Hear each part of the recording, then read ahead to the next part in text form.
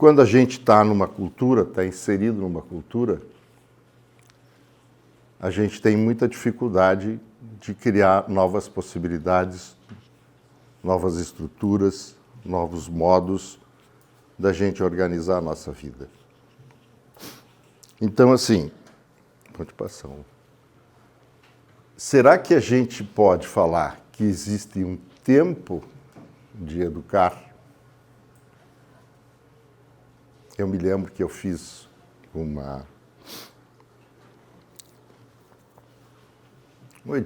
resumo da proposta do que a gente ia tratar aqui, e eu coloquei lá que a gente educa o tempo todo.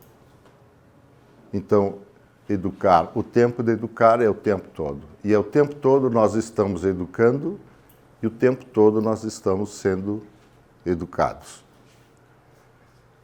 Se a gente tem plasticidade cerebral, nós nunca estaremos prontos como seres humanos. Iremos embora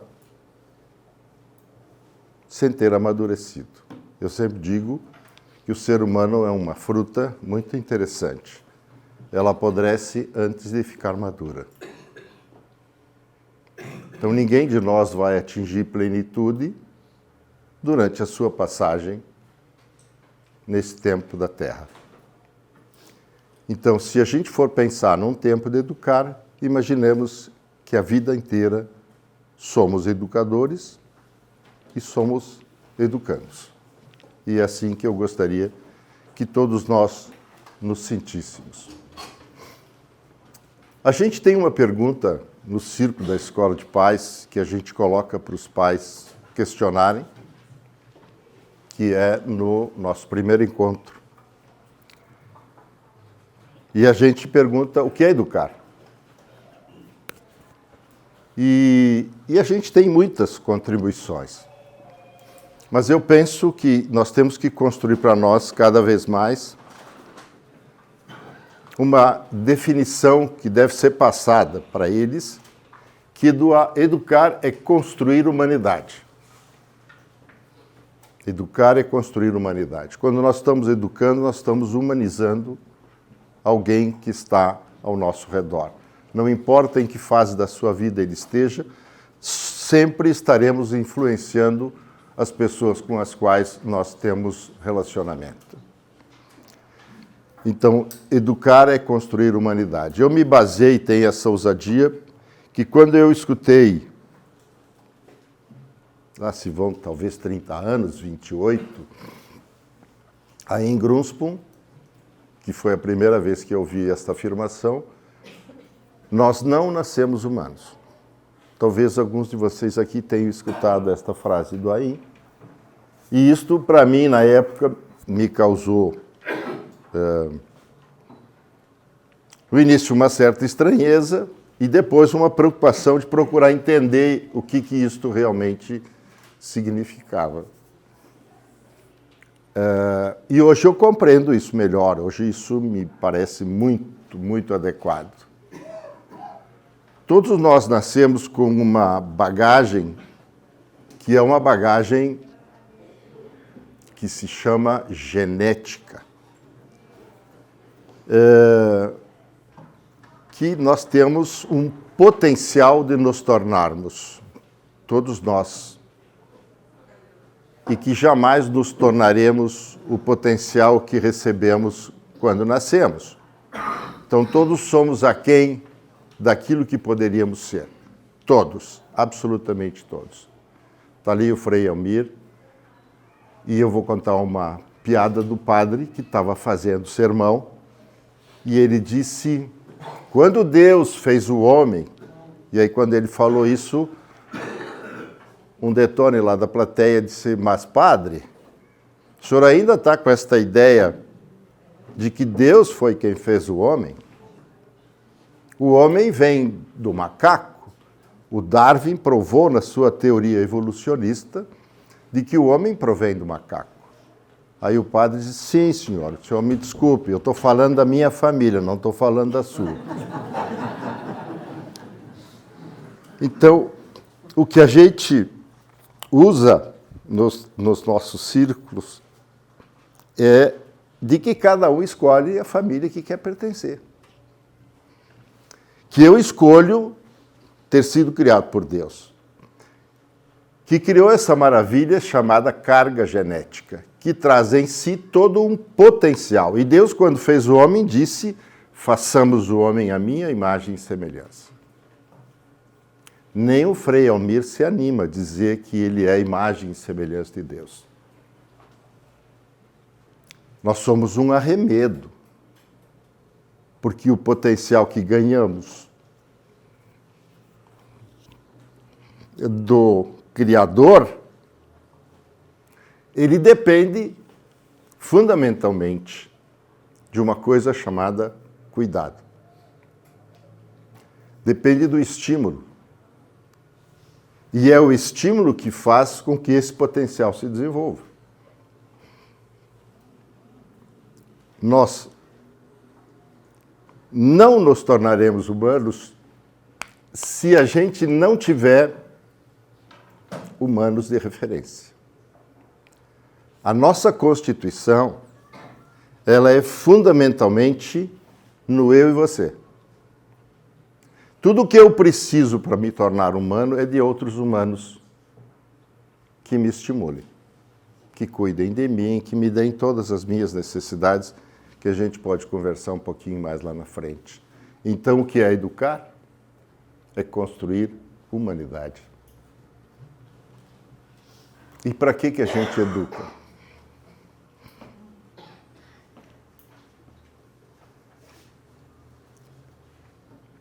Se a gente tem um potencial, uma possibilidade de nos tornarmos humanos em plenitude, a gente educa para que cada um possa usufruir da sua humanidade. E quem sabe a gente pudesse ter assim uma pretensão de usufruir humanidade plena. Tem se não me engano, foi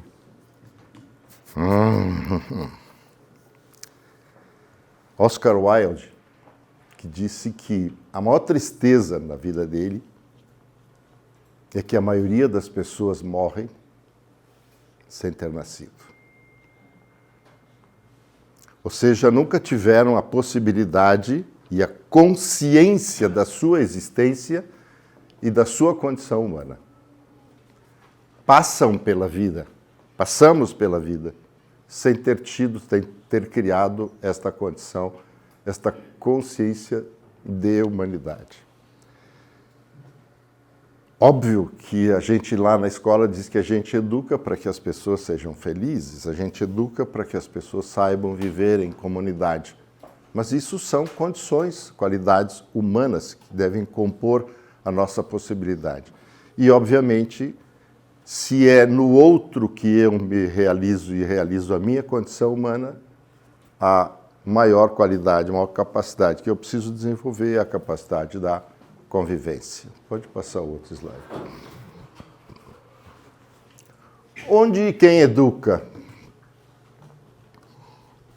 Será que hoje são os nossos bebês recém-nascidos que são educados? Será que são os nossos bebês intraútero que são educados? Será que são nossa carga genética dentro dos nossos gametas que já estão sendo educados?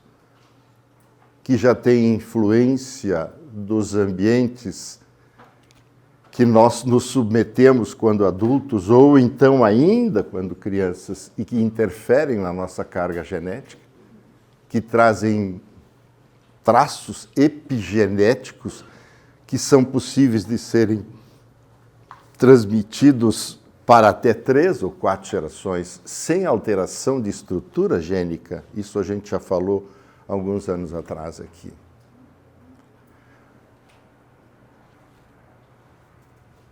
Será que é isto que acontece? Ou será que somos educados o tempo todo E quando eu sou um adulto jovem e de repente eu tenho um filho e eu vou ser mãe e eu vou ser pai, quem me ensina a ser mãe? É o meu filho que está me educando. Quem me ensina a ser pai? Com quem eu aprendo? Alguém foi pai antes de ter um filho? Então é um aprendizado mútuo. E hoje se sabe que, de uma forma bem comprovada, os bebês induzem os pais a terem comportamentos, tanto positivos quanto negativos. Quando a gente olha hoje na neurobiologia dos relacionamentos familiares, determinadas propensões a determinados tipos de comportamento, já em bebês, levam os seus pais, obviamente dependendo do perfil desses pais, a terem comportamentos que podem ser adequados ou inadequados em relação aos seus filhos. E isto é tudo a um nível absolutamente inconsciente, desconhecido, que permeia e determina as nossas relações, sem que a gente tenha qualquer controle e qualquer domínio. Então, como a gente pode evitar que a gente tenha desfechos ou atitudes que não sejam legais, se a gente não tem a consciência disso? Isto não é apenas por eu querer ou por eu desejar. Aonde a gente educa? Quem é este ser humano que eu quero educar? É um ticuna na selva amazônica? Que humanidade, a tribo e a sociedade e a cultura dele querem construir nele? Se você tem um filho recém-nascido e você levar ele lá para uma comunidade ticuna, em 2 anos ele é um ticuna. Este é o ser humano. A sua humanidade será construída pelas circunstâncias, pelo ambiente, pelas pessoas. Qual é a língua que eu espero para que ele se comunique? Vai ser ticuna? Mas se for na China, vai ser mandarim. Esta comunidade é uma comunidade pacífica, então ela espera que esse humano seja um humano pacífico. Mas se ela é uma comunidade, uma cultura beligerante, ela espera que ele seja um guerreiro.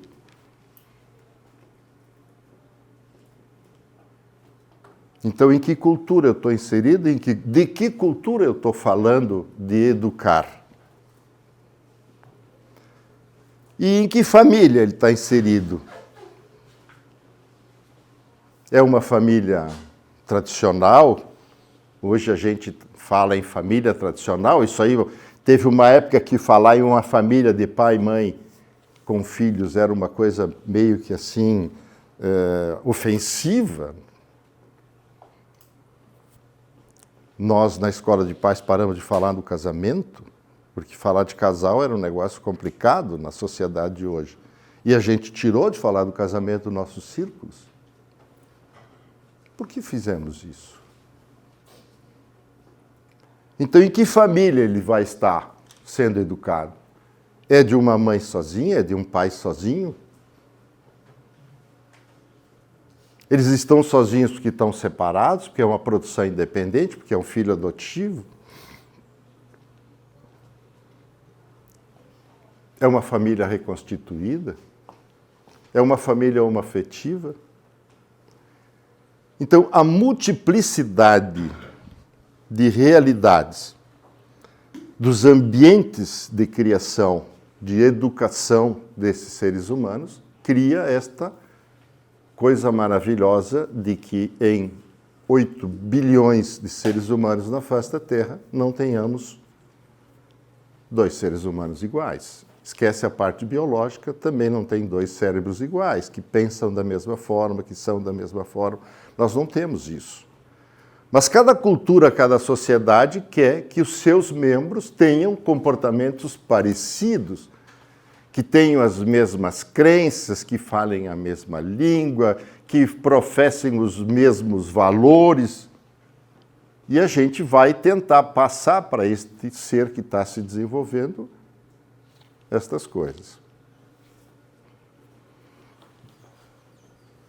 Então, é muito complexo e é muito amplo. E é muito amplo porque estamos lidando, seguramente, se não somos do universo, mas da Terra, do planeta, nós somos o ser mais diferenciado e mais fantástico que existe. E se a gente tem a crença de que fomos criados à imagem e semelhança de Deus, deveríamos estar muito preocupados com o que estamos fazendo com aquilo que ganhamos de presente do Criador. Esse aparato genético pode ser muito mais do que nós somos. E quando a gente fala de uma vida cristã, veja quanto longe a gente está disso, no mundo que a gente está vivendo. E hoje, parece que a gente se dedicar a cuidar e a educar outros humanos é uma coisa que não tem mais muito sentido. Então, assim, nós temos outro desafio.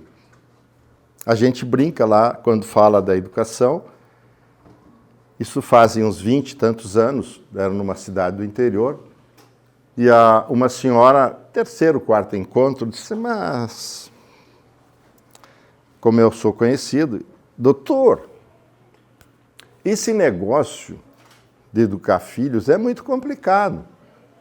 Por que que a gente não tem um manual de instrução? Foi o Espírito Santo. A resposta veio assim, na ponta da língua. Mas como veio a pergunta, mandei a resposta. Minha senhora, a senhora tem razão. Eu, inclusive, consultei o PROCON. E o PROCON me disse, sim, que tem que ter o manual de instrução, mas ele me falou que a responsabilidade do manual de instrução é do fabricante.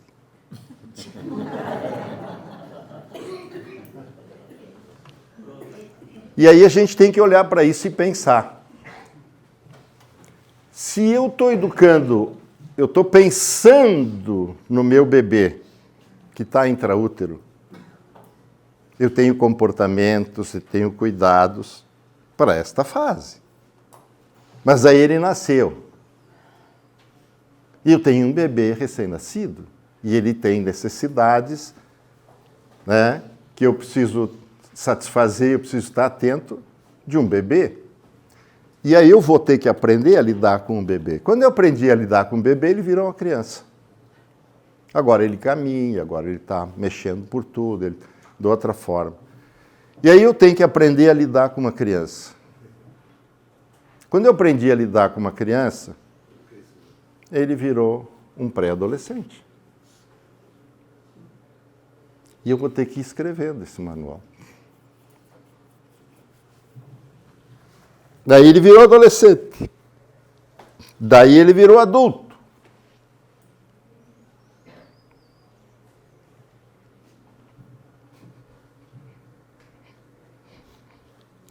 E daí ele te diz, você é avô. E aí eu sou pai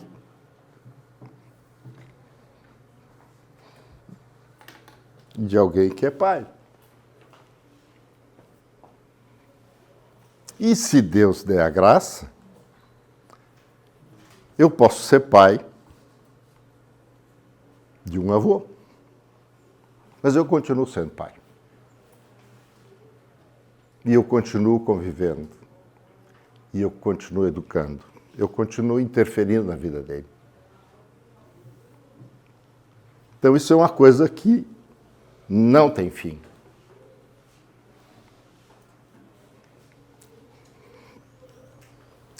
E aí nós estamos numa barra funda hoje, que quando eu vejo e ouço as coisas, por exemplo, que eu ouvi agora há pouco,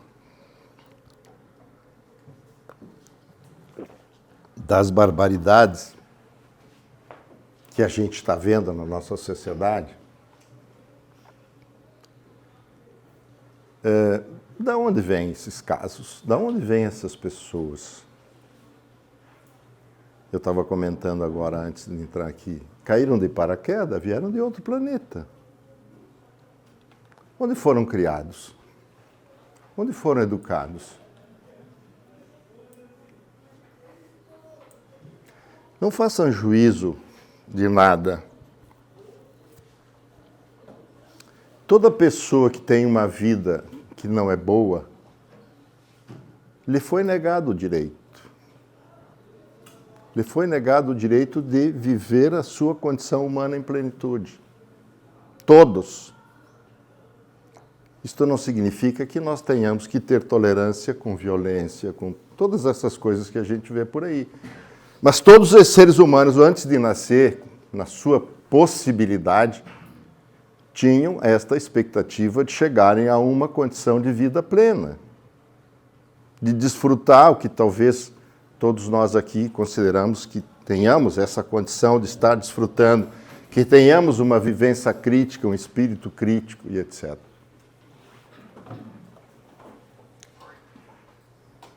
E qual é o problema?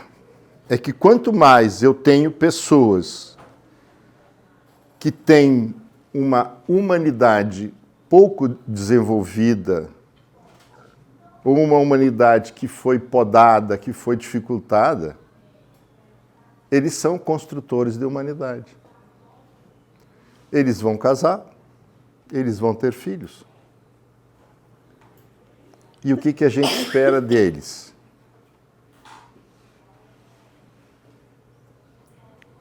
E o que é pior, nós criamos uma sociedade nova, moderna, cheia de coisas que a gente deseja, esses desejos para esta cultura se transformarem em pseudo-necessidades, alguns dizem que são necessidades, e em nome disso nós fomos paulatinamente abandonando os nossos pequenos.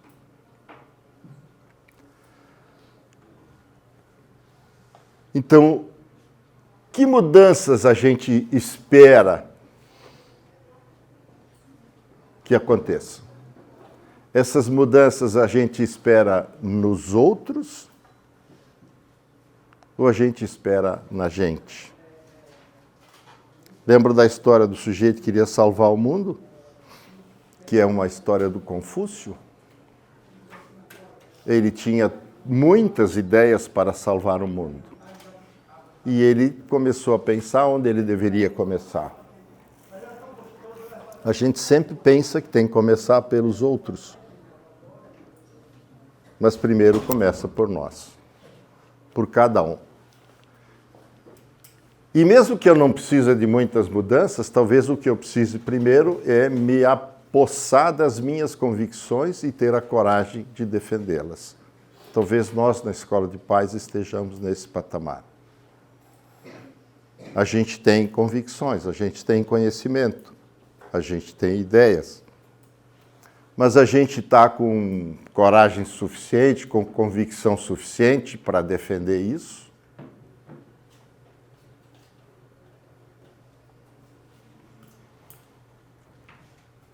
A gente espera, então, mudanças. Muitas mudanças. O que a gente quer? A gente quer que os filhos sejam mais educados, sejam melhores cuidados, etc. E em todos os lugares que a gente vai hoje, que a gente ouve as pessoas falarem, se fala do jovem, se fala das crianças, como se elas fossem responsáveis pelos seus problemas. Porque esses jovens hoje que vão para o mercado de trabalho, eles isso e eles aquilo, mas vem cá, eles não escolheram ser o que são. Alguém de vocês aqui escolheu ser o que é? Alguém escolheu ser o que é. Nós somos produto da educação que recebemos, produto do cuidado, produto do ambiente. É isso que nos fez, nos construiu. Então, se nós fomos construídos pelos outros e agora nós estamos construindo outros humanos, nós somos modeladores de cérebros. E essa é a grande questão. Então, quando eu começo a pensar e desejar mudanças, eu tenho que começar a pensar que eu tenho, nestas fases da educação que dura a vida toda, entender que existem fases cruciais. E talvez a fala que a gente está tentando levar até o fim é uma fala dura, que mexe hoje com toda a nossa zona de conforto, mexe com todos nós e com a vida que nós levamos. Lá pelos idos a última década passada, quando começaram a aparecer os primeiros novos descobertas, novos conhecimentos do desenvolvimento do cérebro humano, já tem um material amplo. E, na época, causou uma frição enorme com as comunidades que trabalhavam com educação, principalmente nos Estados Unidos. O que vão fazer com esse conhecimento agora? Como é que a gente vai colocar isso para os pais? Como é que os pais vão se sentir em termos de culpa, de decepção, de coisas que possam ter feito que não foram adequados e etc. Aí tem aquela preocupação, não sei se foi ontem que eu ouvi alguma coisa nesse sentido da palestra da Daniele. É Daniele, né? Por que a gente tem a mania da perfeição se nós não somos perfeitos? Nós somos filhos de Deus. Apenas. Mas a gente não tem perfeição. E como a gente tem modos de formação, de humanização completamente diversos, temos essa diversidade infinita, cada um com as suas coisas melhores, suas coisas menos melhores, suas coisas não tão boas, suas coisas boas. Enfim, esta infinitude de coisas que a gente tem aí. Por que tem que ter perfeição? Não é essa a questão. Então, por que eu não posso falar das dificuldades que a gente tem e que a gente precisa fazer alguma coisa melhor? Sem idealizar, isso às vezes eu coloco nos grupos que a gente trabalha, não faça uma idealização, não faça juízo de valor. E a primeira coisa que a gente diz, não se considere um pai maravilhoso, porque você não é. Ninguém é. Qual é o grande risco de pai maravilhoso, de pais fantásticos? É a idealização dos filhos, porque se eu sou um pai maravilhoso, eu tenho filhos maravilhosos. E não é vero. E não é vero. Não é assim que as coisas acontecem. Então, o que é necessário hoje é enfrentar o que o conhecimento que a ciência nos traz e tentar construir caminhos de acordo. Esse é o grande desafio que a gente tem pela frente.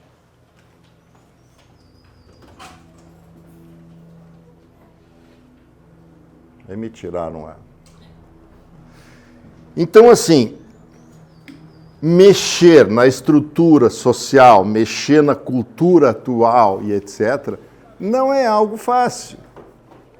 Não é algo fácil.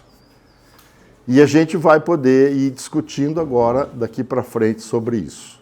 Nós precisamos fazer alguma coisa e temos que ter a coragem de começar a fazer isto.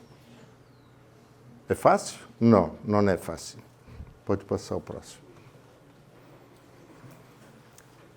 O que a gente pode esperar do futuro? Vamos ter condições de fazer essas mudanças? Em quanto tempo? A neurociência apresentou esses conhecimentos da neuroestimulação, da precocidade que a gente vai ver um pouco depois, fazem quase 40 anos. O que aconteceu até agora? Nada. Aconteceu nada. Não mudamos nada, não tivemos coragem de fazer nada. Nós temos no Brasil alguns programas que não funcionam. Nós temos no Brasil programas que são, inclusive, os recomendáveis por essas mudanças sugeridas pelos organismos internacionais. Mas tem muito pouco resultado, tem muito pouco alcance. E nós vivemos num país que, olhe lá, a gente tem alguns títulos fantásticos. Pode ser que a gente seja melhor em algumas coisas. A amamentação a gente está legal, nós estamos em destaque no mundo. Mas nós somos vice-campeão mundial em cesariana. Vocês ouviram agora lá o Araújo, o Sérgio, falando em ocitocina, do hormônio, do afeto, do vínculo, das afeições duradouras, o hormônio do prazer, etc. e tal. Mas nós somos campeão mundial de cesariana. O evento mais fantástico de um ser humano, de um cérebro humano, para criar, estimular receptor de ocitocina, a ocitocina não tem o mesmo significado para todos os cérebros. Depende de como este cérebro foi formatado, a ocitocina é legal. Para alguns cérebros ela não é nada legal, para muitos. E a grande oportunidade, a maior inundação de ocitocina no cérebro humano chama-se parto vaginal. É uma experiência que é negada no Brasil a 70% das crianças e das mães. Baseado em que valor? Baseado em que conceito? Baseado em que conhecimento? Tem muitas das coisas que o Araújo falou lá, o Sérgio, que é exatamente essa coisa que não tem explicação. O primeiro grande experiência de apego é a primeira hora do bebê na vida, é a primeira hora que se relaciona com a mãe, o primeiro contato com o seio materno, a primeira amamentação, é negado. Talvez agora não a 70, talvez um pouco menos, porque alguns bebês, apesar da cesárea, conseguem fazer esse contato pós-parto.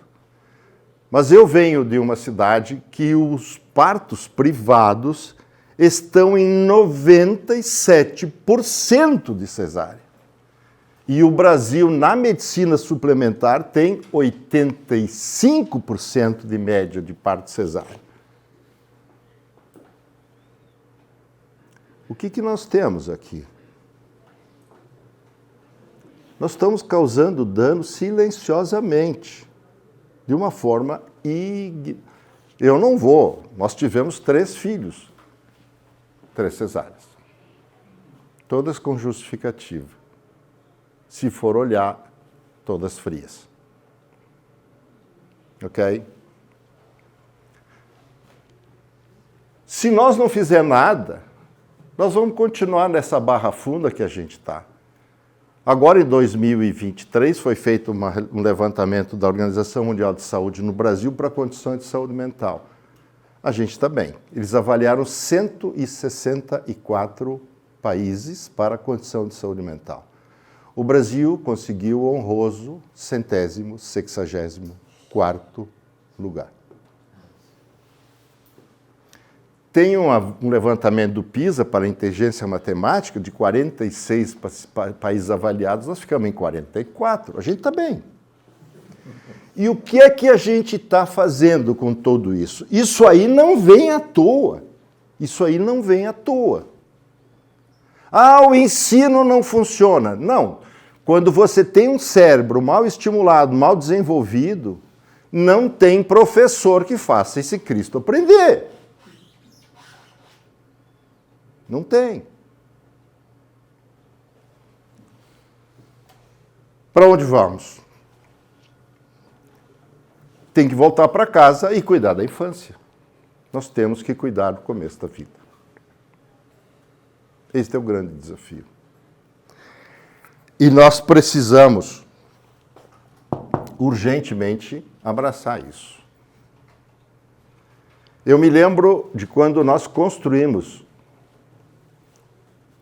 não tem nenhum, ajudar pais, futuros pais, ajudar pais, futuros pais. Eu me lembro quanto a gente brigou para colocar isso naquelas reuniões que discutiam o estatuto da missão. Incluir futuros pais, incluir futuros pais. Começo da vida. Preparar essas pessoas para começar melhor quando tiverem esse contato com a parentalidade. E aí, assim, olhando para todo este cenário, lá em 1987, 88, quando essas instituições dos Estados Unidos se reuniram e que se criou, não sei quantos de vocês aqui já leram o Repensando o Cérebro. Está na hora de ler, isso é obrigação. Eu vou deixar para vocês aqui como obrigação, se vocês vão continuar na escola de pais. No final eu vou mostrar os 2 livros que vocês têm obrigação de ler, senão não tem condição. Eles reuniram 18, 20 entidades na época para discutir sobre isso. E aí há uma inquietude desses especialistas com a realidade que eles foram levantar nos Estados Unidos. Preocupados já com as creches de lá, que eram de péssima qualidade, que a maioria das crianças nas instituições estavam mal. Mas é lá nos Estados Unidos, porque aqui as creches vão bem. As creches são ótimas. Lá é que está mal. Os Estados Unidos até hoje não têm licença maternidade. Por quê? Porque não tem previdência social. Então, o país que mais descobriu coisas e levou isso para o mundo. Mas teve gente que pegou isso aqui, ó, já. Licença maternidade, 3 anos. Licença paternidade, 6 meses. Para que serve isso? É para dar prejuízo para essa empresa. Isso é só para ter problemas. Será? Vamos lá. O que a ciência está mostrando? Estava lá agora, o Sérgio falando da neurobiologia. Estamos falando em neurobiologia nas relações familiares. Estamos falando genética nas relações familiares. Aquela história que eu falei antes de que um filho estimula no pai, às vezes, comportamentos avessos, comportamentos agressivos. E ele não tem nem consciência que ele tem lá um gene modificado epigeneticamente que estimula este comportamento parental. Então, tem muito o que fazer e tem muito o que conhecer. Como é que nós vamos chegar lá, poder ajudar esses pais a mudar o acontecimento, a mudar o fazer? Porque eles não se dão conta disso. Isso é automático. E tu vai prolongando essas alterações. Mas a ciência mostra que nós temos muito mais para conhecer do que conhecemos. Mas mostra que nós temos muito mais para fazer do que nós estamos fazendo. Eu me lembro que eu, lá atrás, uns 15, 16 anos, se não me engano, conversando com o Jean, eu disse, eu tenho a sensação de que nós estamos secando gelo, trabalhando com pais de filhos mais crescidos. Ajuda? Sim, ajuda. Mas quanto mais tarde chega a informação, quanto mais tarde chega a intervenção, menor é o resultado. Então, a ciência do começo da vida, a ciência do chegar cedo, é o que hoje deve nos ocupar. Nós temos hoje uma palestra sobre autismo. A ciência mais avançada mostra que nós não temos que nos preocupar com o autismo. Nós temos que nos preocupar com crianças em risco de desenvolver autismo. E se nós intervirmos a tempo, nós vamos evitar o aparecimento da doença. Nós estamos lidando com a doença estabelecida, ou seja, somos a mais famosa, rica sociedade estratosférica reativa. Nós somos reativos. Os franceses mostram que a proatividade deles, avaliando bebês Bote na nossa cultura hoje você levar um bebê de 2 meses para terapia, para fazer psicanálise, terapia psicanalítica. E ele sai do risco do autismo, ele não desenvolve, ou desenvolve um espectro muito leve, praticamente nada. Nós não temos isso na cultura. Não tem. Mas tem gente estudando isso há mais de 50 anos. E começa a mostrar resultados absurdamente fantásticos. Ah, mas nós estamos no Brasil. Sim, estamos no Brasil, mas precisa fazer alguma coisa. Então, isso é o grande assim, recado que a ciência nos dá. Tudo é no começo. Tudo é no começo. E o que é grande a epigenética mostra, por exemplo, que quando eu tenho uma tendência a um determinado comportamento por uma mudança epigenética, se o ambiente muda, eu posso mudar a tendência. O gene se adapta ao meio. Esse é o grande negócio. Então, quando a gente ajuda, e quanto mais cedo, melhor. Vida intraútero, fase crítica para efeitos epigenéticos, porque os genes estão absolutamente sensíveis, eles estão em ebulição, reprodução celular a milhão, então está acontecendo muita coisa. E qualquer efeito ambiental vai preparar a coisa, vai fazer cocô lá na frente. Então a gente tem que ter muito cuidado. E isso é uma coisa que nós não fazemos praticamente pouco ou nada. Pode passar outra. O que está se lançando hoje? O nosso grande amigo, Dr. Hipócrates, é 2.200, 2.300 anos que esse sujeito viveu, foi lá antes de Cristo. Ele é um dos pais da medicina, ele disse, num dos princípios da época, primeiro de tudo, não faça mal. Antes de tudo, não faça mal. E esse é uma das grandes mudanças que nós temos que levar para a educação. Primeiro de tudo, não faça mal. Se você não sabe o que fazer, não faça. Mas se você tem certeza, ou ouviu falar que tal atitude, tal comportamento, tal coisa possa prejudicar, não faça. Não faça. Isso começa desde a vida intraútero. E a gente tem. Imagine tabagismo, imagine o etilismo, o uso de drogas, enfim, o diabo que vocês querem imaginar dos sofrimentos que são submetidos esses bebês no ventre materno, o quanto isso trará de prejuízo.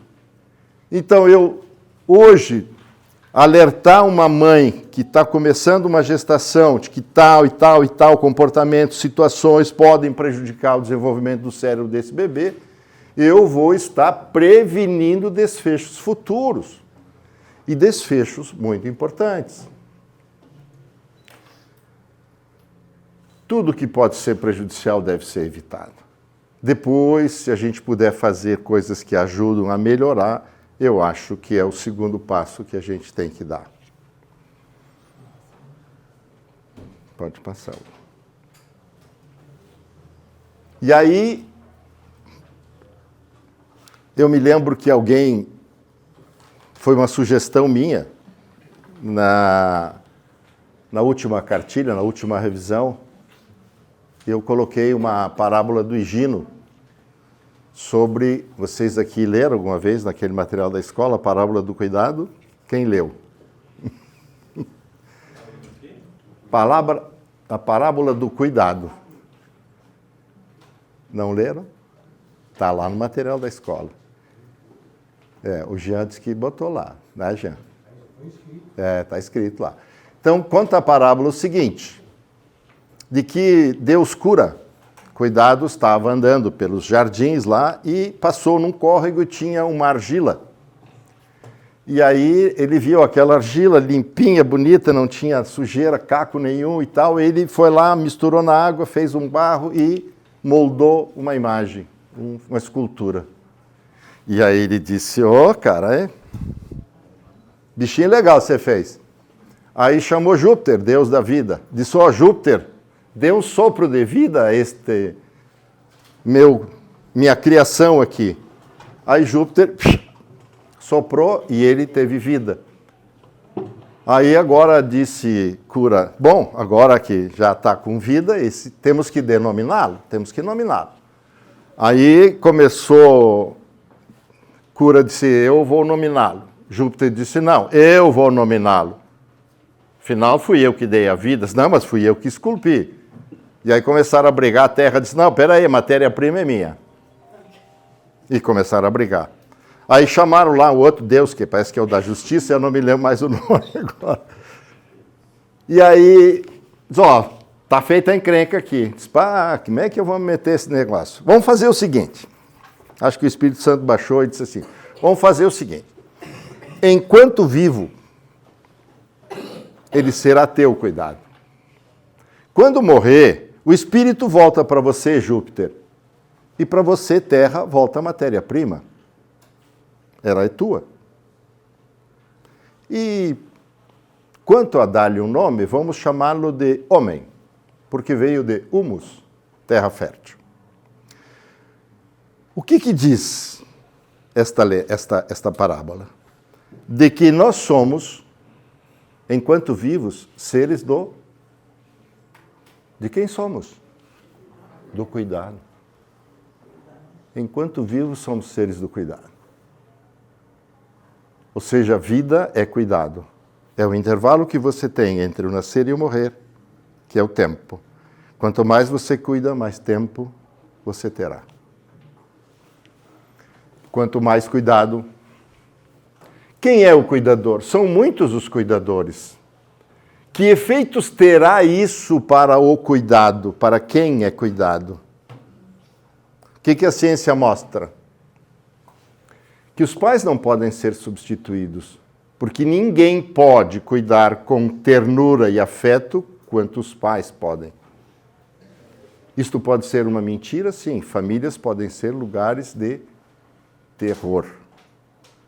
E os filhos têm uma capacidade enorme de se afeiçoarem, de se apegarem a pessoas mesmo perversas quando são seus cuidadores, principalmente se seus pais. O ser humano, ele se adapta a tudo. Agora, que reflexo isso terá sobre a sua humanização? Essa é a grande questão. Não é o fato de eu te garantir comida, calor, limpeza e etc., e tu sobrevive, e quando tu adoece porque a coisa está mal, tua imunidade está muito ruim, porque tu está mal cuidado, e eu vou lá e te meto na UTI, te trato as infecções e te dou antibiótico e te garanto que tu vai continuar vivo. Tu vai ficar aqui sofrendo. Ou não é assim já?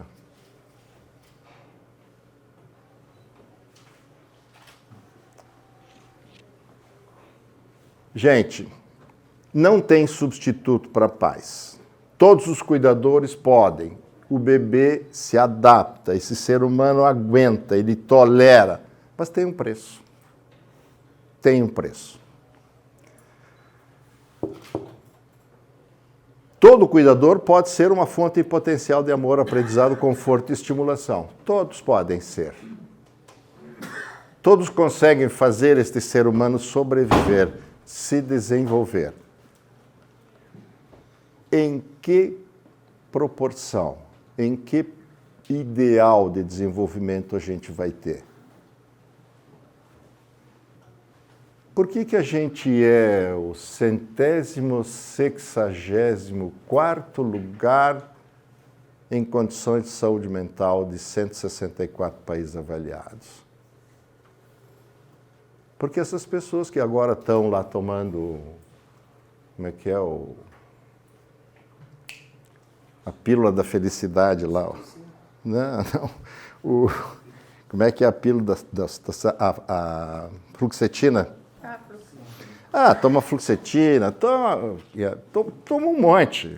Nós comemos remédio, nós temos um país que tem uma farmácia para cada 800 habitantes.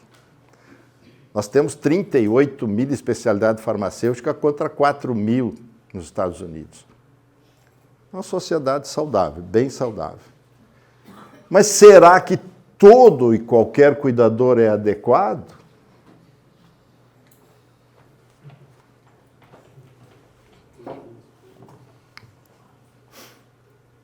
O que aconteceu nas últimas gerações? Nós tivemos uma mudança significativa na proporção de mães que cuidam de filhos. A vida na economia foi mudando a dinâmica das famílias. E aí você vai dizer, mas isso é uma necessidade. Não. Não. Cuidado. Necessidade é uma coisa. O que foi criado no mundo dos homens não é necessário. E lá nos círculos, quando a gente fala para os pais, eu digo, eu quero provar para vocês que educar um filho não custa R$1. Porque tudo que um ser humano precisa para se humanizar e para se desenvolver, os outros seres humanos têm para oferecer para ele. O que é que nós temos para oferecer? O que é que nós estamos oferecendo? Então, quais são as necessidades básicas que nós trabalhamos lá na Escola de Pais? Amor e segurança. Não tem nada. Ah, material, sim, vai ter que mamar, vai ter que comer, etc. e tal. Mas sem afeto e segurança, não tem futuro. Isso é de ser humano para ser humano, gente. Isso é necessidade. Desejo é outra coisa, conforto é outra coisa, mas a gente tem que entender que sem os desejos, sem os confortos que nós temos hoje, a humanidade sempre existiu, subsistiu, sobreviveu a 30, 50 outras espécies que pereceram ao longo da caminhada. E nós, humanos, hoje, estamos aqui. O que nos trouxe até aqui? Seguramente foi o cuidado. Seguramente foi o afeto. É isso que desenvolveu sobremaneira o nosso cérebro e a nossa capacidade de sobrevivência. Ao mesmo tempo, gente, mudou também a quem os pais confiam ou confiavam os seus filhos. Na medida em que os pais não puderam atender de forma tão direta, e um número cada vez maior, também as redes familiares, as famílias estendidas, foram desaparecendo. Porque as pessoas foram envelhecendo e continuando com capacidade de trabalhar. Meu pai morreu velho, ele tinha 70 anos. Eu tenho 74 e sou um gurizão. Consegue entender isso? Então, o meu pai era um avô, um velho que podia cuidar de neto. Eu não quero saber de cuidar de neto, eu tenho a minha vida. Então, cada vez menos as famílias encontram pessoas com vínculos afetivos para quem entregar os seus filhos. Nós tínhamos a avó e tínhamos 2 tatas para cuidar das nossas crianças. E ainda uma mulher que trabalhava meio turno. Vocês acham uma tata hoje para cuidar de criança? Não tem. E aí tu tem constância, tu tem permanência, ela pode com o tempo criar vínculo afetivo, não igual o da mãe, mas é uma coisa permanente. A gente sabe, quando se fala do apego, que uma criança tem capacidade de se apegar a 4 pessoas. Um bebê tem capacidade de fazer apego com 4 pessoas. Se ele tem múltiplos cuidadores, ele não faz vínculo com ninguém. E aí ele tem um vínculo disperso. Não faz profundidade com ninguém. Ah, ele vai ser um excelente, boas relações públicas, vai viver com tudo. Já passou de 1 hora, então vamos andar. Vamos lá. A qualidade, que é um dos desafios que a gente tem no futuro. Então, como é que a gente vai resolver esse problema que nós estamos falando até agora? Esse é um desafio. Essa é uma mudança que vai ter que acontecer.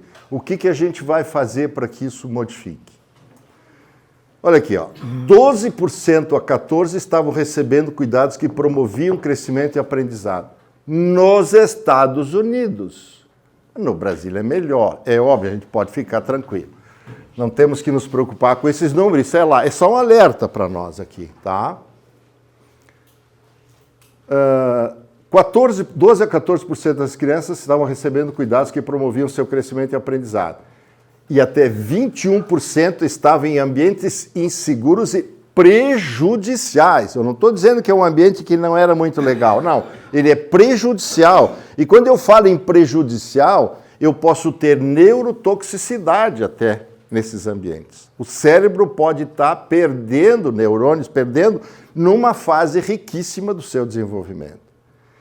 35% a 40% dos bebês, e é pior ainda, porque aqui eu estou falando em criança, aqui eu estou falando em pico de desenvolvimento cerebral, 0 a 3 anos.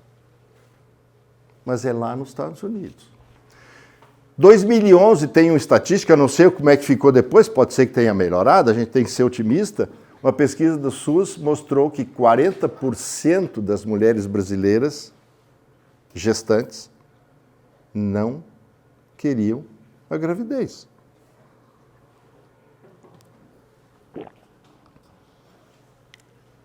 Que começo de vida tem esse ser? Como será isso? O que foi feito, o que foi dado a essas mulheres para reverter essa situação, minimizar os efeitos sobre essas pessoas? O que a gente deseja para o futuro? Então, assim, bom, tem que ser na creche. Nós estamos hoje com essa ideia de que tem que ser. Outro dia eu vi uma notícia no Brasil, e eu achei que ia ser uma notícia boa, mas a notícia vinha assim: apenas 40% das crianças brasileiras de 0 a 3 anos estão nas creches. E eu disse assim, que bom! Mas a notícia é apenas, porque o desejo é institucionalizar todas. Gente, nós temos responsabilidade e ser voz ativa. Eu não vim aqui dizer nada para agradar ninguém. Mas nós temos que ter a capacidade de ter uma voz ativa e dizer, gente, isso não é o melhor. E eu digo, quando faço palestras, e não tenho medo de levar pedrada para mulheres, de que o meu sonho era, antes de morrer, ver passeata nas ruas de mulheres com cartazes pedindo pelo direito à maternidade e não pelo direito a uma creche para colocar seus filhos. É duro? É duro? É duro. Gente, nós fomos criando essas mudanças e a gente teve capacidade crítica. Enquanto a neurociência não nos trazia essas informações, estava tudo legal. Hoje a gente vai ter que pensar diferente. Ninguém é obrigado. Ninguém é obrigado. Hoje a maternidade é uma escolha. Não era. Minha mãe não teve escolha. Teve 13. O que eles mostram? Que se você vai ter uma instituição, tu tem que ter grupos de pequeno tamanho. O que é grupos de pequeno tamanho? 4. Nem eles têm lá. Tá bom? Mas era nessas instituições que a coisa ia melhor. Proporção de adultos por criança, o maior possível. Permanência dos cuidadores. O que a gente tem? Alta rotatividade. Que a criança seja cuidada sempre pelo mesmo adulto. Nós estamos aqui falando em minimizar dano, gente. Diminuir o mal. Melhoria na educação dos cuidadores. Isso aqui eu posso falar com muita propriedade, porque a nossa filha... eu vou falar. Tá braba. Nossa filha fez um doutorado sobre a importância de dar curso na formação de cuidadores nas creches e que melhoria isso trazia e podia trazer. Então, tem dados sobre isso já no mundo, tem nos Estados Unidos e tem em outros países eles fazendo isso e mostrando que... Então, se a escola de pais cria, por exemplo, um curso para cuidador de creche, nós podemos fazer. Mas será que vai ter gente que quer fazer? Então, quanto mais formação eles têm, chega lá num psicólogo, por exemplo, que vai ser cuidador, para isso precisa ser remunerado, obviamente. E aí tem que ter remuneração. Então, são fatores que mostram melhora no ambiente onde essas crianças estão sendo cuidadas. Características que trazem... Isso aqui tudo é do livro do Repensando o Cérebro. São propostas que eles fizeram há quase 30 anos atrás. Eu pergunto, aconteceu alguma coisa no mundo? Sim, senhores. Na Escandinávia aconteceu, alguns países da Europa aconteceu, mas alguns. Características de ambientes onde a coisa funcionava bem. Eram pessoas que tinham comprometimento, tinham uma sensação de que o trabalho que faziam era importante e era o que elas gostariam de estar fazendo naquele momento. São pessoas que buscam oportunidade para aprender sobre o cuidado e o desenvolvimento infantil. Não é uma característica nossa, brasileira. Pessoas capazes de antecipar o que as crianças farão. Ou seja, eu preciso estar treinado para isso. Mesmo quando eu sou uma mãe, eu posso, por exemplo, não ter essa característica aqui. Eu preciso desenvolver. Buscam a companhia e a convivência de outros cuidadores. Convivem, trocam ideias, etc. Tem grupos ligeiramente grandes, 3 a 6 crianças. Grupos ligeiramente grandes. Nós temos aqui 14, 18, 16 por cuidador. Pelo amor de Deus. Cobram mais caro, obviamente, né? E têm práticas de segurança e seguem as regulamentações dos seus países. As experiências que as crianças vivem e as ligações que fazem nos primeiros anos de vida têm impacto decisivo, isso eu falei há 6, 7 anos atrás, quando a gente falou sobre neurociência aqui, sobre o desenvolvimento e aprendizado posterior. O melhor resultado obtido é quando o cuidado é terno afetivo. Voltamos de novo lá atrás. Quanto mais afeto, quanto mais ternura, quanto mais emoção tem no cuidado, melhor o resultado, mais estímulo tem este ser humano para o seu desenvolvimento. E aí, agora nós vamos começar a entrar no pepino que a gente tem. As mães devem ficar em casa? Quando?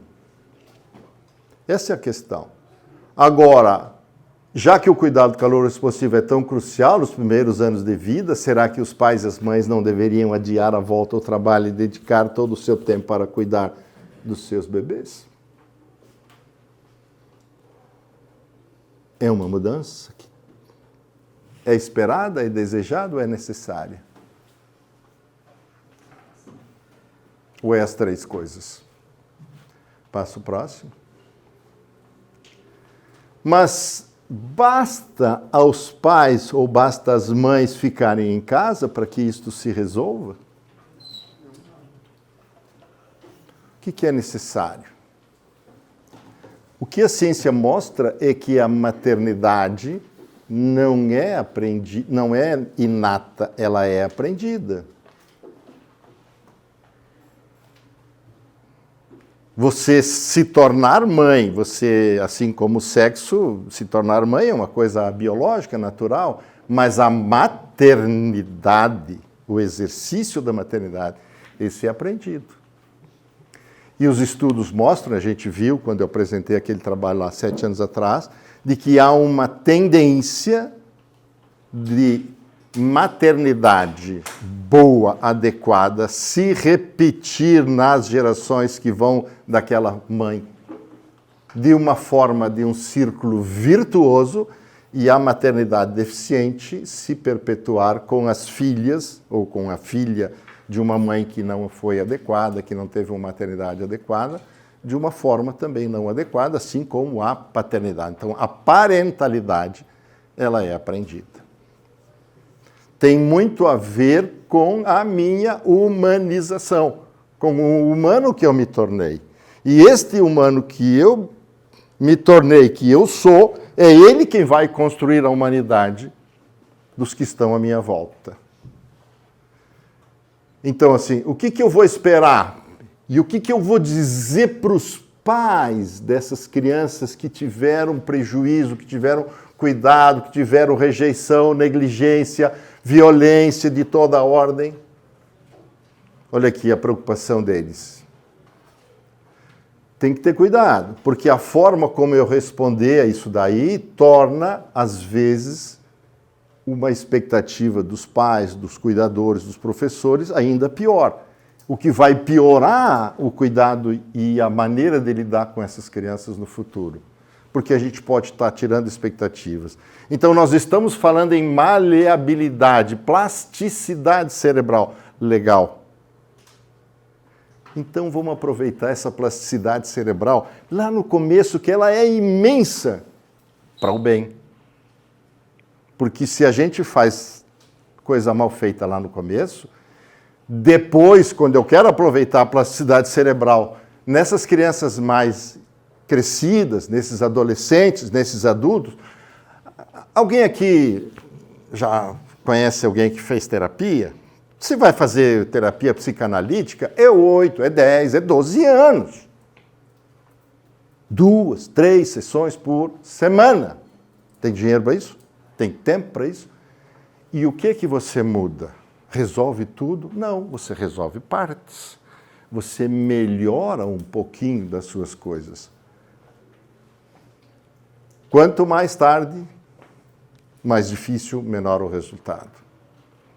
Quanto mais esperamos para agir, mais difícil e menos expressivos teremos os resultados. Vejam o autismo. O que se consegue com o tratamento de autista, já? Tu que é pediatra. Pouco nada. Custo altíssimo. 8, 9, 10, 15 mil reais por mês. Eu sou de uma instituição que tem que prestar serviço para isso daí, que é uma operadora de saúde. É um horror o custo que a gente tem. Está hoje entre os 5 maiores gastos da cooperativa de medicina. Autismo. E se fizer com 2, 3 meses de idade, observação desses bebês, detectar detalhes de expressões, comportamentos, são coisas finas, fantásticas. Você pode. É que seus pais não estão preparados, não vão saber. Os pais, os profissionais, está todo mundo no meio, está todo mundo no meio. E às vezes os pais percebem, às vezes vão num profissional e dizem, não, a senhora está muito nervosa, mãezinha, espera, ele vai reagir, etc. Mas também hoje no Brasil, se você perceber precocemente, tem especialista para isso? Não tem. Não tem quem trata, não tem. E está andando muito devagar, isso era uma coisa assim de correr como quem corre de bomba atômica, gente. Nós tínhamos que resolver isso. Nós temos que nos preocupar. Está dando lucro que tem de empresa assim faturando altíssimo, com o tal do ABA, o tal do... meu Deus do céu, é um negócio. Mas não adianta tratar autista, nós temos que descobrir crianças que têm características, que têm sinais, que têm sofrimento, e isso precisa ser resolvido. Então é muito precoce, é tudo precoce hoje se a gente quer fazer alguma coisa. Outra questão que ela coloca. Vamos então tirar dinheiro do ensino mais adiante, lá no primário ou no secundário, para nós investir mais nas crianças? Quem sabe a gente tira do armamento bélico, quem sabe a gente tira dos políticos, tem muito outro lugar para pegar dinheiro. E vamos possibilitar isso. E vamos botar essas mães em casa e vamos ajudá-las. Vamos ajudá-las. Nós temos tudo isso. O Brasil é um país que tem isso, que eles propõem aqui. Nós temos plano de saúde universal, SUS. Nós temos políticas, nós temos o PIN, nós temos curso para gestante. Ninguém vai. Nós temos em Erechim, na Unimed, eu fiquei com 20 anos um projeto de curso para gestantes. Ficou 20 anos engavetado, faz 3 anos voltou a funcionar. Nós já estamos, o último curso agora está com 108 participantes. São 3 por ano. Então esse ano aqui nós vamos passar de 300 participantes do nosso curso para gestantes. São 7 semanas. E agora vamos dar escola de pais para as mães que participam do Telebaby. Esse é um projeto que vai entrar. Já está aprovado tudo direitinho. Tem que ser feito alguma coisa. É pouco? É pouco. mas tem que fazer. Promover a paternidade responsável. Todos os pais podem se beneficiar de informações sólidas. A escola de pais faz isso. Mas a gente chega para quantos? E chega em que fase? Tá? Posso outro. Proteja as crianças do mal em creches e promova o seu aprendizado e desenvolvimento. Gente, não vamos querer defender isso daí. A creche é necessária. Sim, é necessária dentro do contexto atual. Mas é o lugar, é a solução. Então, vamos aceitar o status ou vamos brigar por uma solução ideal? Quando eu faço isso, eu estou tirando dessa criança o direito que ela tem. E ela não pode berrar por isso. Essa é a nossa sorte. Essa é a nossa sorte. Porque se ela pudesse falar, ela diria para nós o que ela quer. E ela não quer nada mais. Ela não precisa de nada mais. Às vezes a gente se preocupa tanto com tantas bobagens que a gente compra e dá para os nossos filhos, não sabem nem o que eles estão tendo. E na realidade não é isso que eles querem. Eles querem apenas o nosso tempo, a nossa presença e as nossas qualidades de humano que eles precisam ir copiando para poderem se humanizar. Tem que transmitir os conhecimentos novos sobre o cérebro. Nós temos que ter coragem de levar isso para frente. Não tem que ter medo. A gente tem que enfrentar isso. É o último. E eu não posso, e eu não queria. Isso aqui é um outro texto agora, que é o outro livro que vocês têm que ler. E quando a gente fala, parece que não tem é só um sentimento meu. A importância de eu ler para vocês alguns textos de quem é a autora do livro. Esse livro é da Sue Gerhardt, não sei se alguém conhece. Porque o amor... Não, eu vou botar depois. Porque o amor é importante. A Sue Gerhardt, para vocês terem uma ideia, ela tem apenas 43 páginas só de referência bibliográfica nesse apanhado dela sobre a importância do amor no desenvolvimento humano. E eu tirei do último capítulo, um dos últimos capítulos dela, que se chama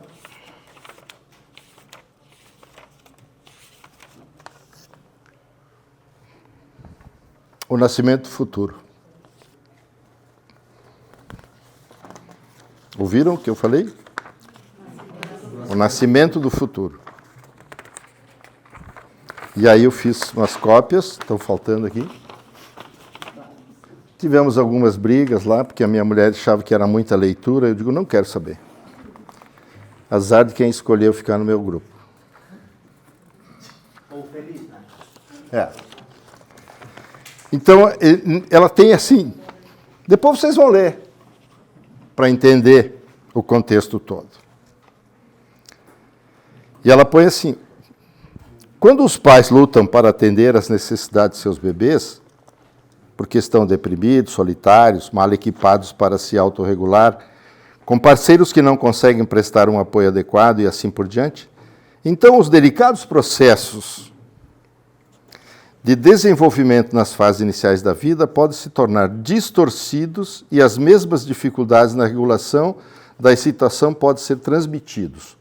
Os bebês então desenvolvem os mesmos tipos de estratégias inseguras para lidar com altos e baixos emocionais e estão em risco de pegar um declive utilizando diversas vias em direção à psicopatologia quando se deparam com desafios emocionais mais tarde na vida. Vocês ouviram falar alguma coisa agora há pouco lá na palestra? Tá? As qualidades de bons pais e relacionamentos íntimos em geral são especialmente regulatórias. A capacidade de ouvir, de perceber, de moldar o comportamento e de ser capaz de restaurar bons sentimentos por meio de algum tipo de contato físico. Gente, o que custa fazer isso daqui? Tem alguma coisa? Precisa comprar? Precisa ter algum aparelho? O que precisa? Basta ser. Basta estar. ser presença, estar disponível. Essas capacidades são pessoais, mas não podem ser expressas totalmente em uma cultura que relega as crianças às margens. Ser capaz de perceber e responder aos sentimentos dos outros toma tempo. Requer um tipo de espaço mental em que são alocados os sentimentos e uma vontade de priorizar relacionamentos. Acabamos de ouvir uma fala sobre isso. Esse é um desafio para uma sociedade orientada à meta.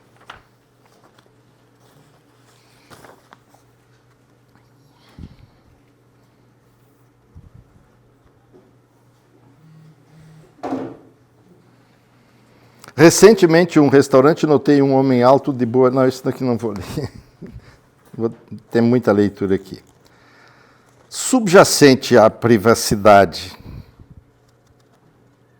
da educação do início da vida da criança, se encontra uma suposição, creio eu, que a maternidade é algo inato. Eu falei alguma coisa para vocês sobre isso. É verdade que o parto e a amamentação são processos intensamente físicos e biológicos, como a relação sexual. Há uma preparação biológica inata para passar por essas experiências. No entanto, como a atividade sexual, a maternidade também é altamente cultural. E nós estamos hoje numa cultura do não sofrer, do não ter dor, do não sei o que, do nhenhenhê, nhenhenhê. E aí a gente aculturou o parto cirúrgico, com prejuízos enormes para todo mundo, principalmente para o bebê. E o que é que a gente vai fazer? Em outras palavras, há uma preparação psicológica para se tornar um pai por meio da aprendizagem social e da observação. Mas hoje a gente não tem mais oportunidade para isso, porque às vezes a gente é filho único, a gente não observa mais e a gente tem muito pouca chance. Há pouca chance de observar como uma mãe experiente lida com um bebê ou uma criança e menos chance ainda de praticar com os filhos dos outros. Nessas circunstâncias, as únicas fontes de informação são os livros e programas de televisão. E que programas? Mais frequentemente, os novos pais confiam apenas em sua aprendizagem inconsciente baseada em sua própria experiência de ser um bebê ou uma criança pequena. Esses instintos irão encaminhá-los. É suficiente? É por isso que os padrões são adaptativos e vão se repetindo ao longo das gerações futuras. Olhem o papel e a importância da escola de pais nesse contexto. Se continuarmos insistindo incansavelmente na produção da primazia da produção, atraindo todos os adultos, incluindo os pais de crianças pequenas, para a busca de objetivos materiais e carreiras, então podemos ter com certeza que seus sistemas nervosos em desenvolvimento, que possibilite que as crianças se desenvolvam em adultos, emocionalmente fortes e capazes de enfrentar desafios e manter relacionamentos saudáveis, há um preço a pagar.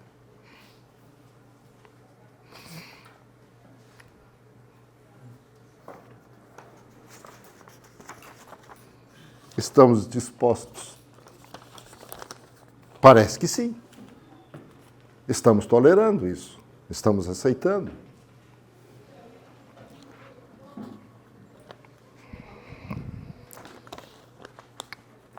E aí, por fim, ela diz assim: quando os pais respondem aos sinais do bebê, eles estão participando de muitos processos biológicos importantes. Eles estão ajudando o sistema nervoso do bebê a amadurecer, de modo que ele não fique estressado. Gente, o que apareceu até agora que demanda da nossa produção industrial, da nossa cultura, dos nossos...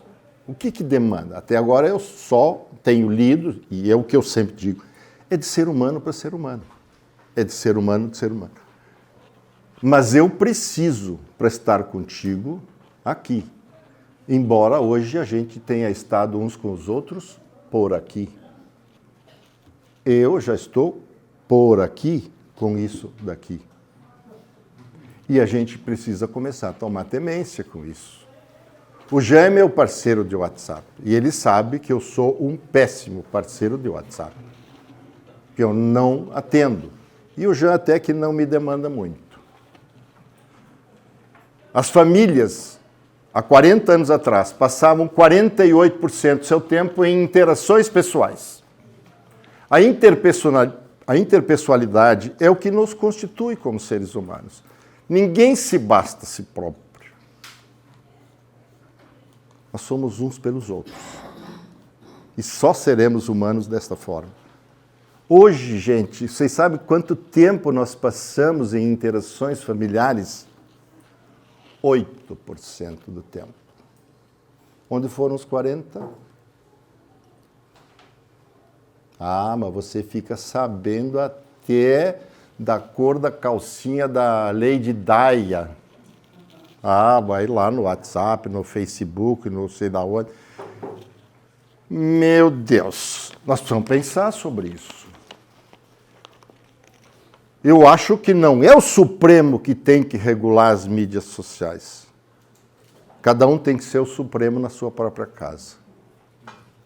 Porque já não basta o tempo que a gente tem que passar fora de casa para coisas que não são essenciais, que quando a gente chega em casa, essas subessencialidades precisam ser abandonadas. Eles estão ajudando o sistema nervoso do bebê a amadurecer de modo que ele não fique estressado. Eles estão ajudando as vias da bioamina, vocês ouviram ele falar lá, a serem definidas em nível moderado. Eles estão contribuindo para um sistema imunológico forte. Pega! Eu tenho um cunhado que é pediatra, tenho um amigo que é pediatra. Pega os bebês com 4, 5 meses, bota na creche, eles começam a ficar doentes toda semana. É pereba em cima de pereba, é diarreia, infecção respiratória, é dermatite, é o diabo. É outra virose. E a imunidade. Queda da imunidade. Eu me lembro da Amélia Vasconcelos, se lembra que ela dizia, um bebê bem cuidado, um bebê bem amado, lembra da Amélia Vasconcelos, pai? Frei Elmir. Lembra? Ela dizia, se você cuida bem dele, ama ele, mostra para ele, ele cria um instinto de vida. E ele se vira. Agora, caso contrário, ele pode criar um instinto de morte. E aí, mesmo que ele queira ir, você segura ele com antibiótico, com tratamentos, etc. E você faz ele ficar consigo para continuar maltratando. E eles estão ajudando a construir o córtex pré-frontal, que é a estrutura mais importante, que só nós humanos temos isso desenvolvido. E a capacidade da criança de reter informações na mente, de refletir sobre os sentimentos e a conter os impulsos, os quais serão uma parte vital da sua capacidade futura de se comportar socialmente. Eu quero ter relacionamentos profundos e duradouros. Eu quero amar. Mas quem me preparou para isso? Como eu fui preparado? Todos nós desejamos. Todo mundo, quando vai casar, jura lá que é para eternidade. Vou te amar. Na alegria, na tristeza, na saúde e na doença. Todos nós queremos ser assim. Todos conseguem? A gente tem que ter sido humanizado para isso. Nós não nascemos preparados. Isso não é uma garantia que temos ao nascer. É uma garantia que vamos construir da forma como somos cuidados. Isso soa como uma tarefa assustadora. Eu certamente gostaria de ter tido mais conhecimento, ela está dizendo dela, a respeito disso quando estava cuidando dos meus filhos. E eu faço minhas as palavras dela. Também gostaria. Não teria sido ótimo, mas podia ter sido melhor. No entanto, na verdade, os pais não precisam estar conscientes desse processo para fornecer. Não precisamos ter consciência para fornecer esses cuidados. Qualquer adulto com razoável sensibilidade e vontade de responder provavelmente fará tudo isso automaticamente, desde que tenha sido treinado lá atrás. Os bebês podem desabrochar nas mais estranhas circunstâncias, já falei isso para vocês, recebendo atenção suficiente. Os problemas surgem somente quando eles não recebem atenção suficiente, ou quando essa atenção é hostil e crítica. Experiências que podem variar em intensidade, em um contínuo que pode levar a problemas psicológicos leves ou graves. Distúrbios na idade adulta. Mas os pais, ou padrastos, ou madrastas, hostis, críticos ou negligentes, são inevitavelmente pais estressados e invariavelmente alguém que teve pais com alguém tiveram as mesmas situações. Então, basta levar os pais de volta para casa? Não. Precisamos ajudá-los. Eles precisam aprender a lidar com as dificuldades que trazem consigo das parentalidades a que foram submetidos, às vezes inadequadas, para que possam não repetir ou repetir o mínimo possível das inadequações que tiveram na vida deles anteriormente. Tem mais um. Este slide é um slide que eu já apresentei há 7 anos atrás, mas que eu achei importante a gente fechar com isso daqui. E tenho certeza que é assim que nós funcionamos. Isso é um slide do Zamora Flores. Renato Zamora Flores é um pesquisador da Universidade Federal do Rio Grande do Sul. Isso aqui é de um congresso de neurociências e ele apresentou nessa palestra dele e eu fotografei e agora botei ele no... A Mari não quis trazer o original, porque está muito feio. A sociedade colhe o que semeia na maneira como cuida de suas crianças. Isso a gente ouve cada vez mais. Quer venha na forma de trauma emocional, sexual ou físico, ou por exposição à guerra, fome ou pestilências, o estresse pode desencadear uma onda de mudanças hormonais que permanentemente moldam o cérebro da criança para enfrentar um mundo malévolo. Por esta sequência de acontecimentos, violência e abusos passam de geração a geração, como de uma sociedade para outra. E a outra frase que eu deixaria para vocês é aquela da maternidade. Assim como uma maternidade saudável, maternidade boa, adequada, se perpetua num círculo virtuoso, uma maternidade inadequada, uma parentalidade inadequada, um cuidado inadequado, se perpetua num círculo vicioso e nós estamos envolvidos nesse turbilhão na nossa sociedade aqui no nosso país. A gente está muito pior do que outros lugares e a gente não está se dando conta. Tem mais alguma coisa? Eu peço desculpas pela minha emoção inicial, agora eu consigo falar. Eu tinha aqui o Pioner, que a gente perdeu, o nosso grande amigo, né, o pai dele. E tinha a Marilena, que também mexia comigo das memórias desse período de ausência, que era o Vitor.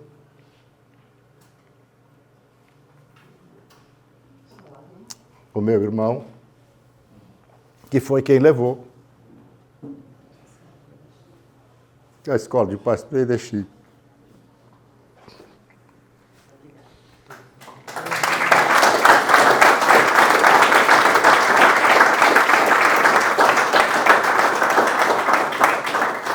Eu não sei se tem... Eu tenho uma tarefa, mas eu vou convidar o Jean, que é presidente do Conselho. Eu não sei se tem espaço para... Tem espaço para pergunta? Só um pouquinho, Maria. E se alguém quiser fazer uma observação, se quiser fazer alguma intervenção, alguma dúvida sobre as coisas que a gente apresentou, eu retomo aquilo que eu disse. Eu não vim falar coisas agradáveis, não vim falar coisas simples. Eu acho que isso é chocante, mas eu hoje não tenho mais medo de falar isso em ambiente nenhum. Não falo isso mais só na escola de paz. Graças a Deus nunca tomei uma pedrada, nem um tomate, nada, embora eu saiba que muitas pessoas não gostem disso daí. Mas eu acho que a gente tem um papel e tem que começar a ter coragem de fazer isso. Podia repetir Aqui, esse aqui é simplesinho, gente. É Sue Gerhardt. Ela... Aqui, ó. Aqui embaixo, aí embaixo. Essa aqui. E o outro é isso aqui, Repensando o Cérebro. Isso é um livro que já tem 30 e poucos anos. Gente, essas são 2 leituras obrigatórias que todos nós da Escola de Pais temos que fazer. Gente, se você lê isso daqui e você não se modifica, seu lugar não é na escola. Desculpa. Não esqueça do Jonathan Hart. Esse daí é quente, sabe? Esse aqui. Esse cara é foda, é fodão. Mas isso aqui, essa também é legal, mas é muito complicado. É um livro para especialistas de terapia familiar e ela tem 2 capítulos da neurobiologia das relações familiares e a epigenética nas relações familiares. Por isso que eu fui ler algumas coisas sobre isso daí e coloquei ela na minha fonte. Mestre, amigo do meu coração, parabéns mais uma vez.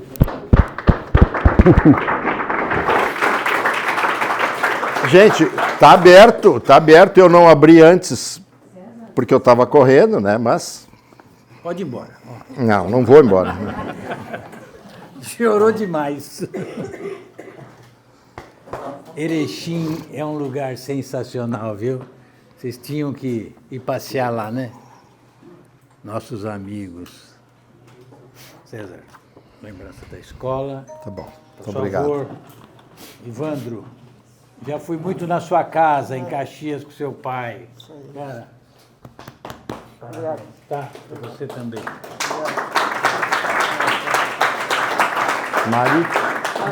Mari, vem pra cá. Vem pra cá. Trabalhou tanto para fazer isso daí. Brigou tanto xingando Brigou ele, pelo tanto jeito, com né? ele, não?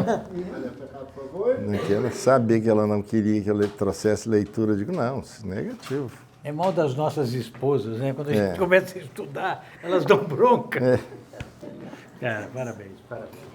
Gente, algum questionamento, alguma observação? Nós temos tempo, nós terminamos. Assim, eu ando bastante, depois que eu adoeci, fiquei mais tempo vendo alguma coisa no Facebook. Né? Algo me chamou a atenção que, talvez, não sei se pode até ter encaixado aí. O pai e a mãe se separaram e os filhos ficaram com a mãe. Daí lá pelas tantas, o menino, um tem 4 aninhos, o outro 6 ou 7, pode ser um pouco mais. Me chamou a atenção um vídeo que foi feito quando o pai foi para casa buscar os filhos. Os dois correram abraçar o pai e o pai volta para casa ficar com a gente então. Nesse ponto, acredito que começa a destruir a criança também por aí. A gente não pode dizer que vai destruir, entendeu? Mas daí a negar o impacto que isso tem nos filhos, entendeu? Minimizar isso.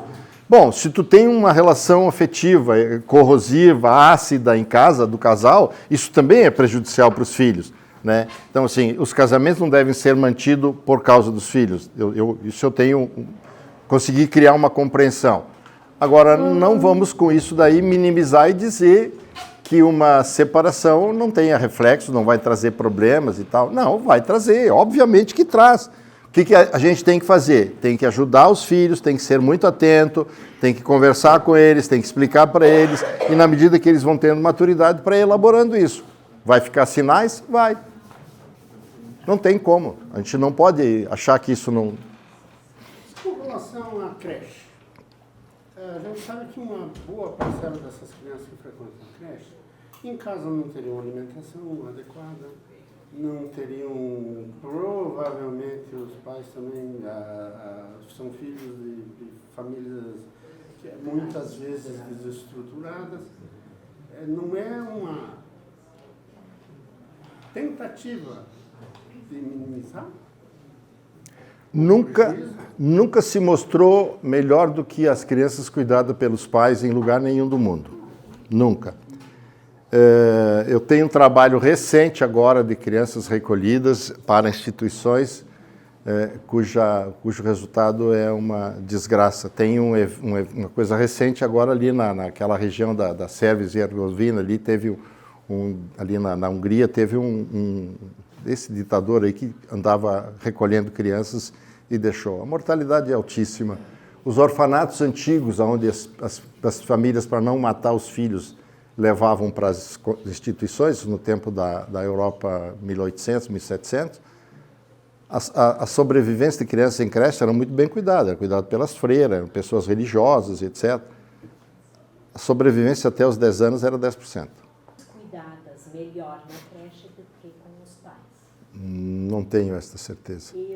Eu acho que tem famílias na nossa que sim, porque filhos que apanham na creche não apanham. E depois eles voltam para onde? Mas voltam para casa, mas assim... E aí o que eu fiz para mudar aquele ambiente lá? Eu vejo que tem... Isso não é transformador. Isto pior ainda, porque eu enfrento uma realidade que eu tenho num lugar um acolhimento até razoável, onde eu possa não ter violência, etc. Mas não é essa a ideia que você hoje faz das creches. Levante as creches brasileiras, veja qual é o nível de instrução e de preparo que as pessoas têm, que ele volta para lá, o que vai acontecer? Então, hoje o que se recomenda nos grandes centros que estudam isso é que tu só tire a criança do seu ambiente familiar, onde tu tem risco de violência física, de risco para ela e sexual, entendeu? E senão no resto você vai tentar reestruturar dentro do ambiente familiar. Essa é a melhor solução encontrada em todos os ambientes. Então, se eu tenho que dar comida, eu tenho que dar comida em casa. Então, a capacidade de estimulação de neurodesenvolvimento do cérebro dos bebês cuidados pelos avós é o melhor nível, a melhor resposta depois do pai e da mãe. Depois vem a tia, depois vem a tata e, por último, é a instituição. Então, quando eu ponho uma criança numa instituição, eu estou tirando ela, eu estou botando ela com a última possibilidade de ter neuroestimulação. Essa criança seguramente vai ter muita dificuldade futura de neurocognitividade, de memória, de aprendizado, de todas as coisas que a gente quer que um ser humano possa ter. Na verdade, o que você coloca para nós é que no mundo ideal é que as crianças ficassem com os pais. Mas num país subdesenvolvido como o nosso, a creche é um refúgio onde que as crianças, é um depósito de crianças, onde elas vão para que elas possam ter alimentação. E onde elas não permaneçam durante o dia para que os pais possam ir trabalhar, onde elas tenham uma alimentação. Porque ao retornar ao final do dia, elas vão, para quem tem maus tratos, elas vão voltar a ser maltratadas. A gente vê que quando tem épocas como agora de feriadão, a chance, a violência doméstica, a violência, ela cresce muito, os picos são muito altos. Então, assim, a gente sabe que a realidade é diferente. Mas no mundo ideal, sim, elas deveriam ficar em casa e com as mães. E sim, as passeatas deveriam ser para que a licença maternidade ela fosse estendida. Na Europa. Assim, ó, eu tenho um filho de cesárea, eu não vi ele durante 6 horas, não apareceu para mim. Eu perdi a primeira hora de inatividade alerta, que é a hora de vínculo não só para o bebê, é hora de vínculo para a mãe. Ou eu tive uma cesárea prematura com hora marcada.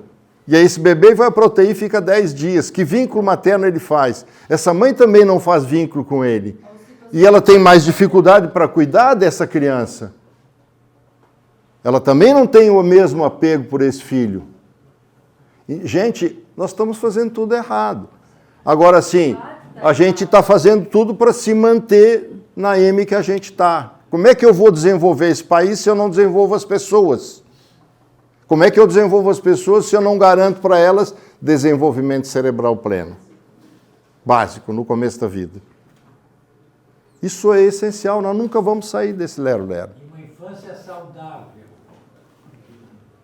Então, assim, o que eles colocam agora, que nós precisamos revolucionar a parentalidade do começo da vida. Nós temos que revolucionar a parentalidade. Tem que revolucionar o cuidado do começo da vida. É essa a grande exortação que a gente precisa fazer. E a Escola de Pais, devagarzinho, vai abraçando. Diante do que vimos aqui, se todos nós fôssemos pessoas abastadas, teríamos que nos mudar de país.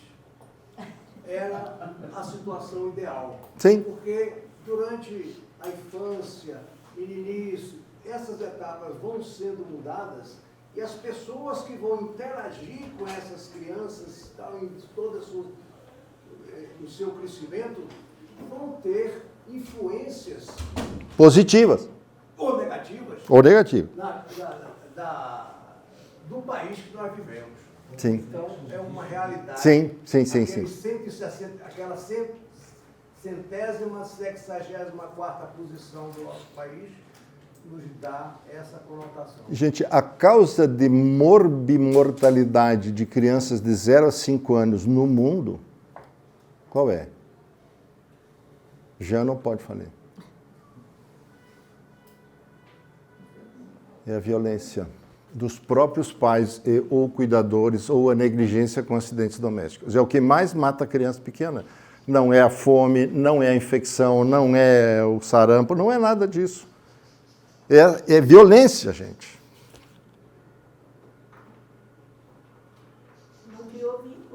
Não, é aquela questão, é uma parentalidade irresponsável. Onde é que morre a criança? Lá, esses dias morreu uma lá em Erechim, morreu engasgada. Mas, gente, numa creche é um lugar para ser cuidado de forma profissional. Uma mãe pode não estar instruída. Nós temos uma noite para as mães lá, primeiros socorros. Se fala do engasgo, se fala de todas as coisas que podem acontecer para a mãe poder tomar as atitudes e, às vezes, salvar uma vida. Todas essas orientações são dadas. Mas a criança morreu na creche engasgada.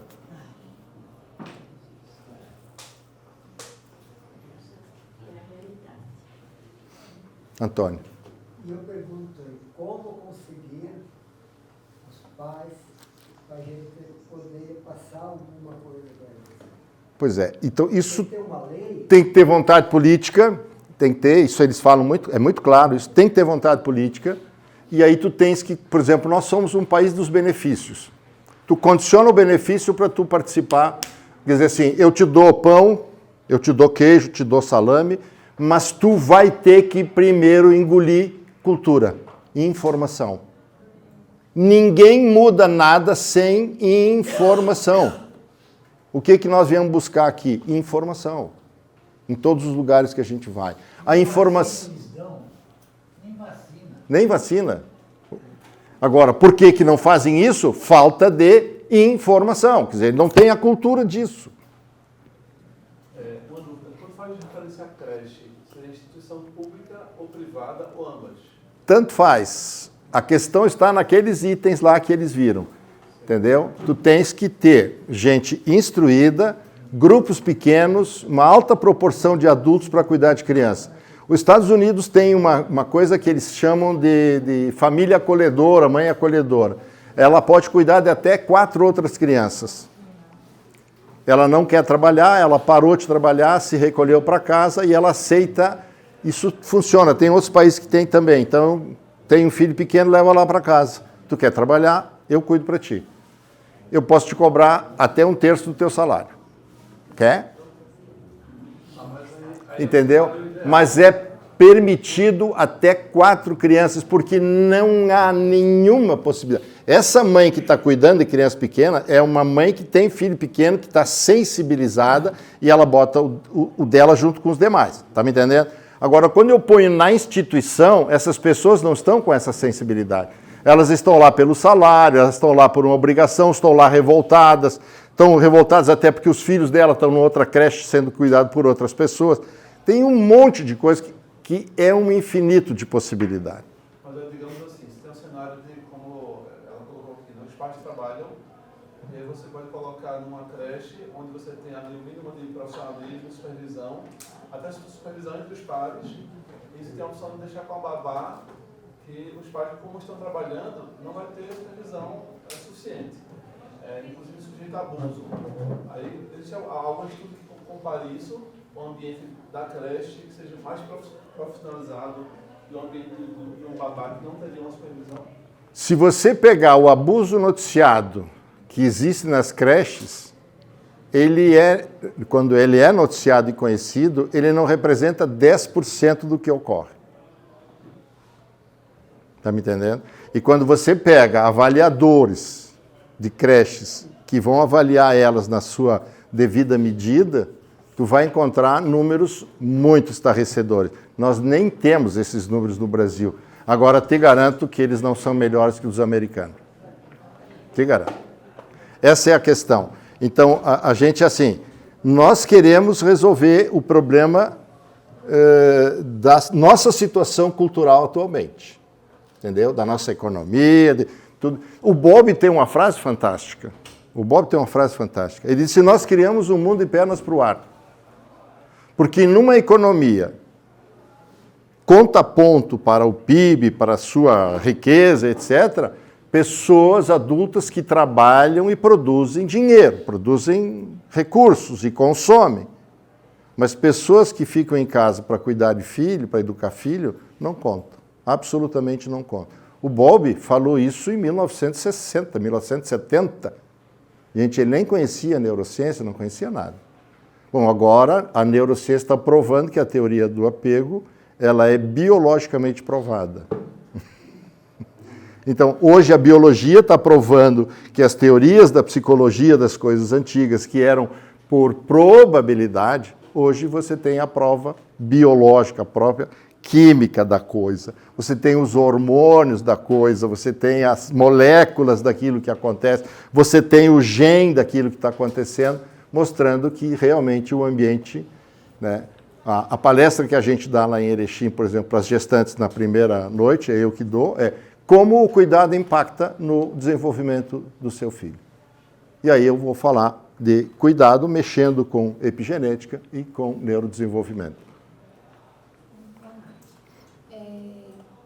Com a palestra, assim, falando em teoria, e por ter trabalhado já em creches e escolas, então isso veio de encontro, assim. Quem realmente conhece a realidade, que é o dia a dia em creches, né? E assim, parece tudo mecanizado, é horário para comer, horário para banho, horário para isso, para aquilo. Então, assim, eu já vi creches que tinham 22 bebês. É um quartel. Sim, é um quartel de bebê. Duas cuidadoras. Então, era aquela coisa mecanizada. Agora babá eletrônica, TV. E aí, dava leite para todas aquelas crianças. Depois, banho, dava banho todo mundo. Então, é muito mecanizado. Não tem ali uma... Se tem uma ideia que ela está falando, é uma experiência de Brasília. Isso faz 2 décadas, talvez. Eles pegaram bebês desnutridos, tu deve conhecer essa experiência, e levaram para uma instituição e era dado uma suplementação alimentar. Esses bebês eram acolhidos pela instituição, ela que falou antes lá da creche, e aí quem eram os cuidadores que davam a mamadeira, que preparavam, e eles ficavam lá para ser alimentados. A curva de recuperação nutricional desses bebês não era a esperada, era muito aquém do esperado, talvez 40% do esperado.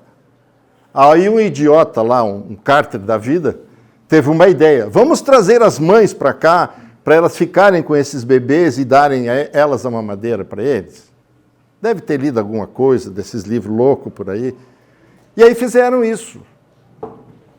Gente, explodiu a resposta nutricional quando as mães foram dar de mamar.